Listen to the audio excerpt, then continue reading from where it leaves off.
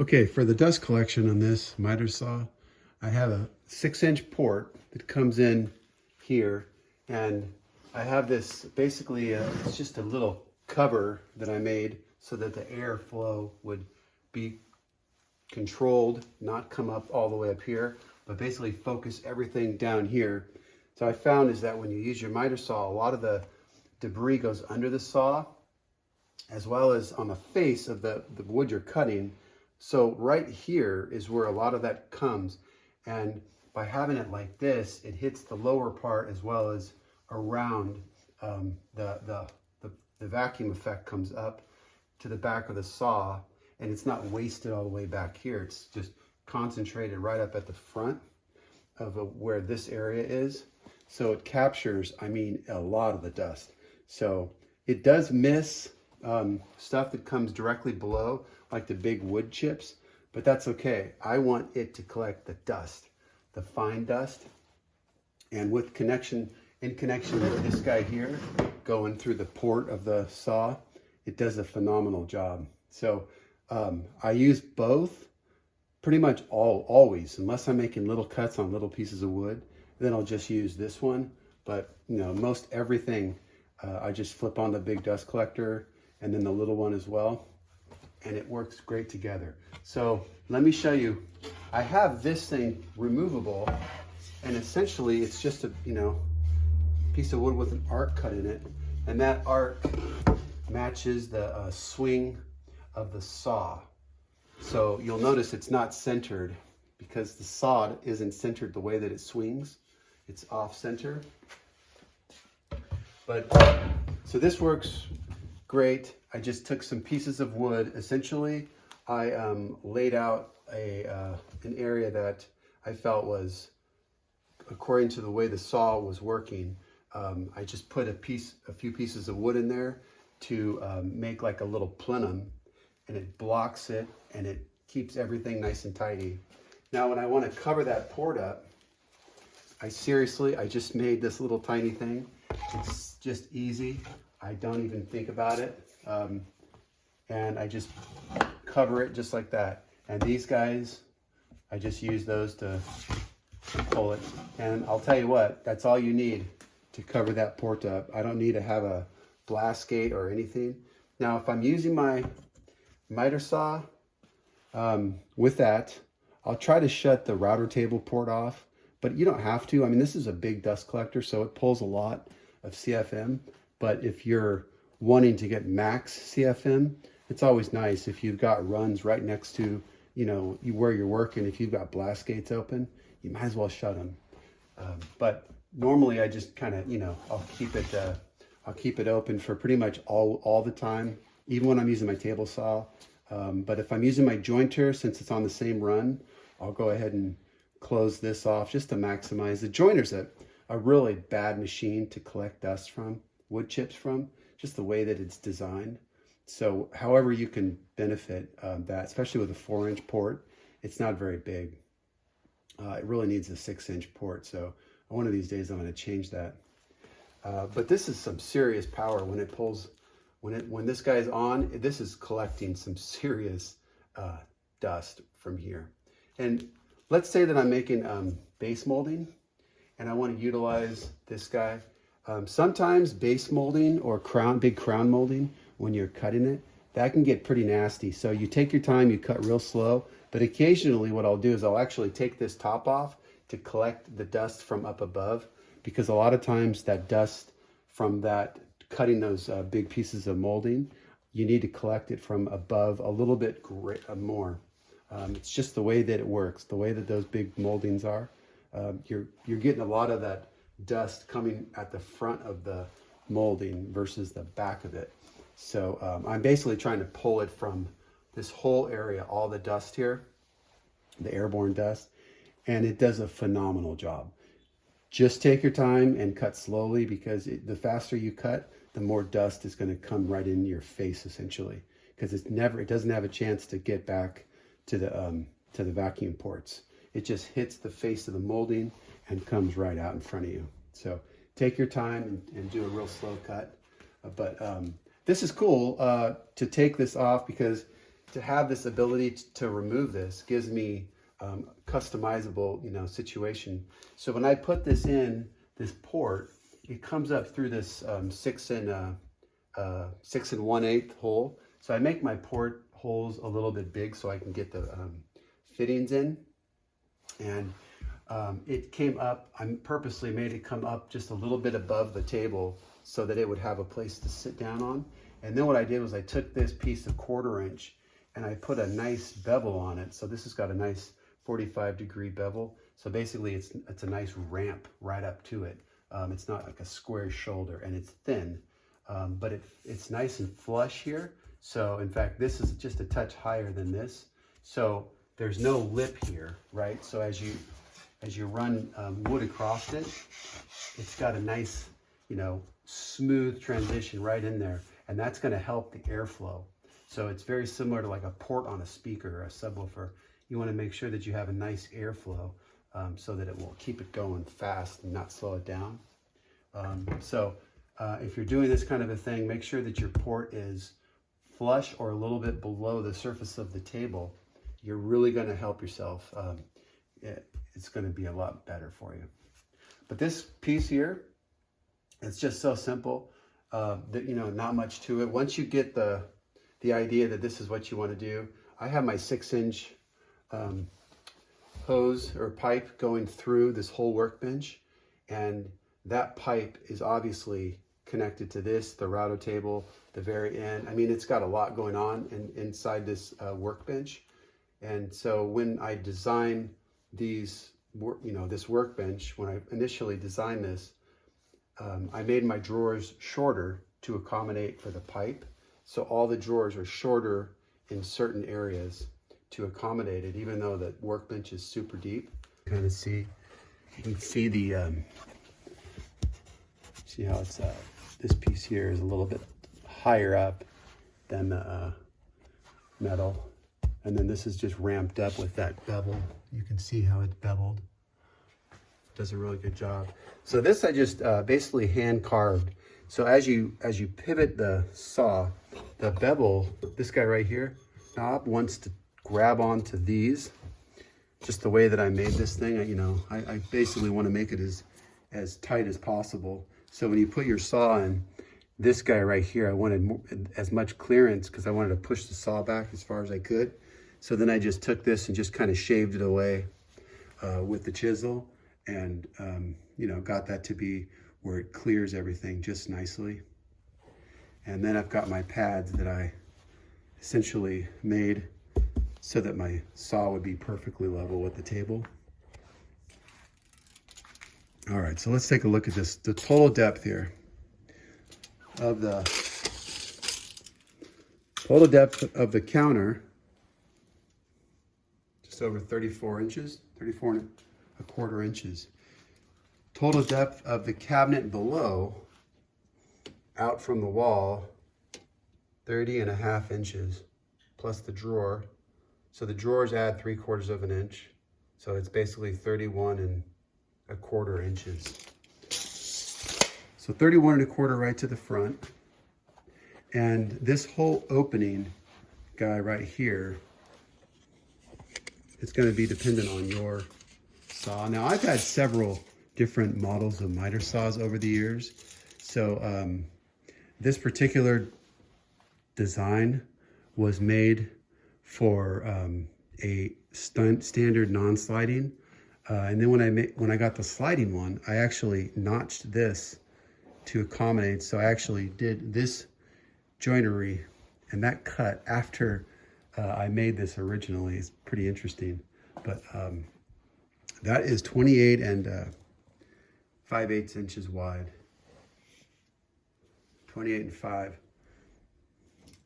So you can see that's a big space, and it just barely fits. The one thing I would say that it's unfortunate that doesn't fit are those little the little crown stops that you have for these. When you have this particular saw, they have crown stops, and you've got they basically bolt onto the side with a little wing nut. Well, when I put, if I were to have those on this, it would not fit in here. It's just barely too big. It's like a 1/2 inch too big. So if you're gonna do that, I would make this area just slightly wider to accommodate those stops if you're gonna use those. But I mean, with the jigs that I have to go across the front for crown, I never use those anymore. In fact, I don't even know where they are. I haven't used those for years. Not even on the job site. It's just, you know. However, I did modify them. They're really cool. They'll fit. I can put 6.5 inch crown on them. So from factory, you cannot do that. But I modified them so I can utilize them for 6.5 inch crown. If I'm doing house at a job site and I don't have my workbench for some reason. So that's pretty much it for that area of the dust collection. All right, now I've got this miter saw out so I can show you guys my dust collection. So I've had a few people ask me about it, so I wanted to make a video on this. This is a, you know, obviously the DeWalt sliding miter saw. And the way that this is, right, its extension is pretty long. So if you're putting it up against the wall, it's pretty deep. And if you were to put a hose on the back end of it, it's pretty nuts. So what I have is a 90-degree elbow. And the 90-degree elbow is it's a rubber fitting, and it goes on the pipe just like that. Just sits with 2 screws on each side, one on each side. And then when I slip this on, it's just perfect. I actually keep this on pretty much all the time, even when I go to the job site, because my my bag will connect right to this, but also my vacuum hose will connect right to this. So this is the hose that I actually have for the shop. It's actually, if you recognize this, this is actually a pool hose that I use. This is a 35-foot long one. They have them in 50-foot too.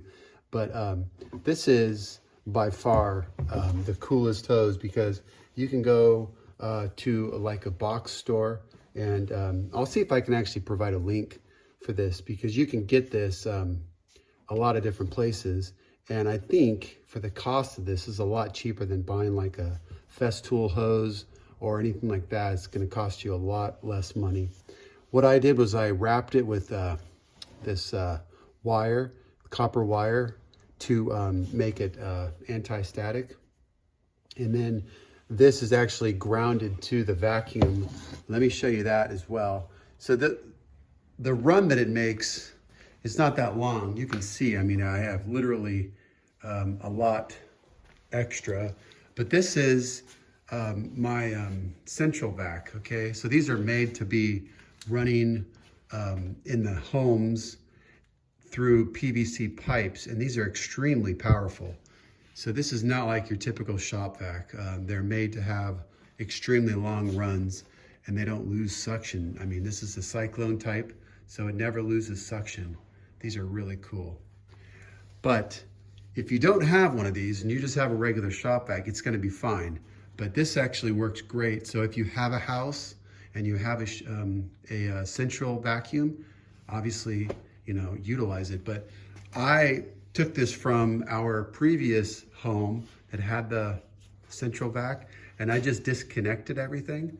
So now I don't have this connected to my home, since we have wood floors anyways. But this could be connected to the house if I wanted to do that with PVC pipe. So it's just a shop vac right now. It's also got this front port if you want to use, you know, any kind of additional accessories to maybe clean your car or something. But this guy right here, you can see that connects right in there. And you have to get creative, because these central vacs are made to fit specific size hoses. So you may not find one that fits perfect, but when you do, this particular pipe just comes out of here. And I've got duct tape wrapped around, as well as another like plastic fitting to make this thing tight. And it seals up nicely in here. But the most important thing about this is the actual wire that connects to the vacuum, so it's makes it anti-static, which is incredibly important because when you're using these things, you don't want there to be static buildup. So it's really cool to have that. And that just screws to the actual body of the, let me see if I can show you that. No, I can't. It's just so hard to find where, so hard to see where that thing is secured to. But it basically goes right to the body of this. So yeah, unfortunately it's behind there. But yeah, it works out really well. So if you're wondering like how to get anti-static on a hose, just wrap this stuff. This is actually a kit that you can buy online. And in fact, I believe Amazon has it as well. Lots of different sites have it, but you get one of those kits, wrap it on your hose, and then you have these clamps to clamp it down. So it does a really good job. Okay, so this goes up here, and I have this basically a guard here just to utilize. I mean, I've got this space here. It keeps the hose from coming in here as I do miters and whatnot. So it keeps it kind of nice and tidy. But it comes up the back, and then it hits this elbow, and it makes a great connection. So this particular hose, a 90-degree hose adapter elbow, let me show you the size of this. So this is what you would use in like plumbing fittings. This is not plastic. This is actually like rubber. So I believe you would use this in like drainage, you know, plumbing type of a situation. Let me see. All right, so that overall, okay, so let's do this one. So that is 1.5 inches, a little over 1.5 inches interior dimension. So when you put this thing on your saw, it fits in there nice. And this is a tapered fit, so it's kind of nice because it'll fit different sizes hoses. But this one, as you can see, fits on there perfectly as well. So if you went and you bought one of those, this exact hose, you'll know that it will actually fit on there very nicely. In fact, it just fits perfectly on there. I also have tape on here, black, basically duct tape, because what happened over the time, this particular piece has kind of gotten a little bit cracked. So I just put on some duct tape to keep that thing nice and tight, but it's perfect. And this is all it does. It never really leaves here. So if I want to clean up the workbench, I can take it off and utilize it, but I don't use it for anything else. And this particular port just gets used for this primarily as well. So it's kind of a cool little thing. I think originally I had bought this for my radial arm saw, but realized I could use it for this, and it worked perfectly. So, and it's nice because you could angle it down, you know, you could angle it up, wherever your line is coming in from, you know, your vacuum. It's much better than having it come out the back. I mean, I can't really see. So I just took this to the job site, so it's actually raised up on these pads here. These are my traveling pads that I use. But if I were to make this thing straight, let me show you what it looks like. Okay. So typically I have my, you can see right here, I have like an outline of where I normally put my saw. So it goes back another 1/2 inch or so, but I can't get it back there. But, so this thing, if you look at that, it's crowding it pretty good, and it's keeping it from going all the way to the back. But here's the problem. You see here, if I unlock my saw and I slide it forward, I can't get it to go back. It won't do it. There's no way I can get it to go all the way to the fact, so I would never be able to utilize this the way that it is right there unless I had a hole in the wall that accepted the vacuum hose. But, and this isn't even as back as, this whole thing needs to go back further, this whole saw. So what's nice about that elbow is that now I can take the this guy off. I put the elbow on, and look at now, I have all this room to work with. Now again, I have to screw that on, but it's not screwed on. Now I can take this and I can slide the fence all the, see that? Now I can make my full cut. So this is maxed out right there. Pretty close to being maxed out, not quite. I have a little bit more room. But again, normally I have it set to where I can just barely make that cut. I don't need to go back any further, so I pull this out just far enough to get a full, you know, the blade to clear there, and that's it. That's all I need. Without that elbow, I would never be able to achieve that. So get yourself an elbow like this.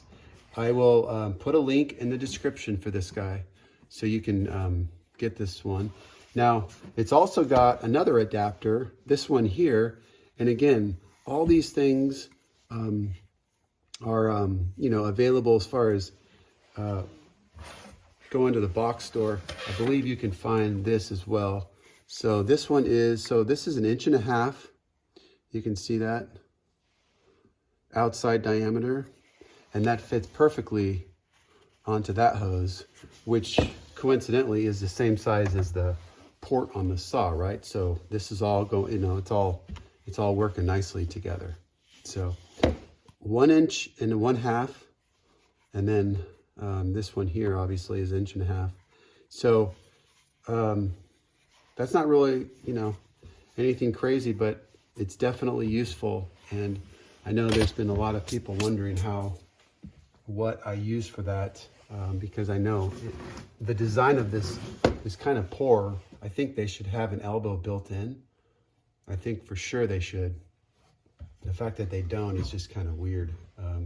But in any case, so you'll see how nice this is. I have this on a remote control, and that remote control is literally just hanging up above my saw. I just press it on, and then I can utilize this by itself. And then I have a lot of slack in it.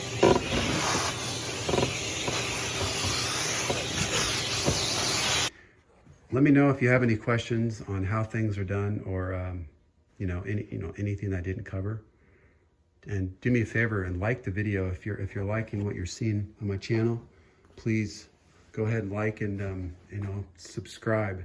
Absolutely, I would love to have my subscriber base increase, and I appreciate all the support and positive feedback that I've been getting. Thank you.